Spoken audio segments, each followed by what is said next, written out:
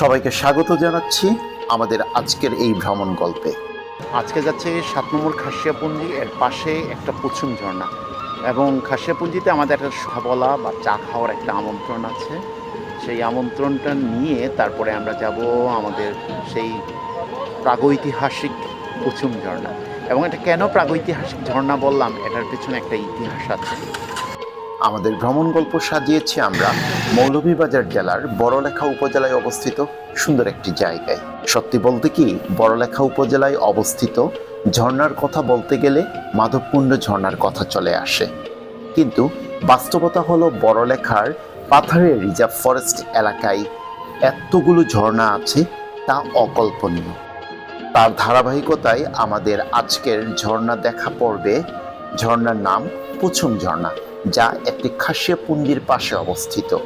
শুভেচ্ছা এবং অভিনন্দন। সাত সকাল আমরা নাস্তা সেরে মোটরবাইক যুগে চলে যাই সেই খাসিয়াপুঞ্জিতে, এবং মোটরবাইকগুলো রেখে খাসিয়াপুঞ্জির মন্ত্রীর বাড়িতে বসে সেখানে চা খাওয়া, গল্প করা এবং কুশল বিনিময়।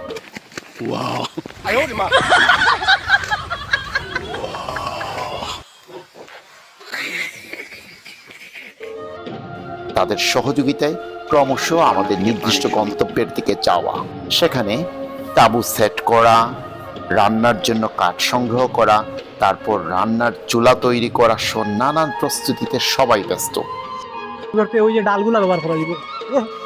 কেউ কেউ রান্নার আয়োজনে ব্যস্ত, কেউ কেউ আড্ডায়, আবার কেউ কেউ গানের ভুবনে। তারপর আমাদের প্রধান শেফ মৃদুল্লাহ, সহকারী ইউসুফ ভাই এবং আরও দুজন সহকারী হচ্ছেন আমার অত্যন্ত শ্রদ্ধাভাজন বড় ভাই তাজুল ইসলাম জাভেদ ভাই এবং সঞ্জিত স্যার। ওনাদের সহযোগিতায় আমাদের খিচুড়ি রান্নার পর্ব এবং সেই ঝর্ণা থেকে আমাদের পানি সংগ্রহ, সবকিছু মিলিয়ে একটা দারুণ একটা আয়োজন ছিল। বর্ষার ভরা মৌসুম হলে এই ঝর্ণার রূপ লাবণ্য কানায় কানায় পূর্ণ থাকতো। তখন মনে হতো এটা যেন ছবির মতো। পাহাড়ের ছড়া থেকে চিংড়ি মাছ এবং কাঁকড়া ধরার অভিজ্ঞতাও ছিল এক অন্যতম। তারপর সেইগুলো খাওয়া। আমার গুরুজি অয়ন্দা এইরকম একটা জায়গায় চা খাওয়া হচ্ছে।